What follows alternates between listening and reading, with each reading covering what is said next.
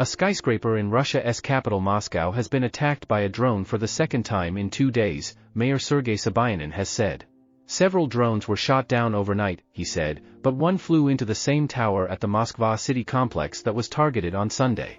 The building's glass facade was damaged but no injuries have been reported. Russia's defense ministry blamed Ukraine for the latest attack. Kyiv usually makes no comments on the issue. It has also not reacted to a Russian statement on Tuesday that 3 Ukrainian unmanned boats trying to attack Russian naval ships in the Black Sea had been destroyed. The Moscow mayor said that glazing was destroyed over 150 sqm. 2 more Ukrainian drones were shot down by anti-aircraft systems elsewhere in the Moscow region, Russia's defense ministry said, claiming to have thwarted a Ukrainian terrorist attack.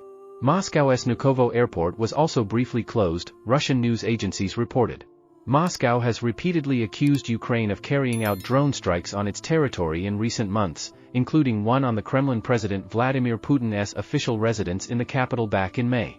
What do we know about drone attacks in Russia? Although Ukraine has not claimed responsibility for specific incidents, Ukrainian President Volodymyr Zelensky has said attacks on Russian territory are an inevitable, natural and absolutely fair process. Russia launched its full-scale invasion of Ukraine in February 2022.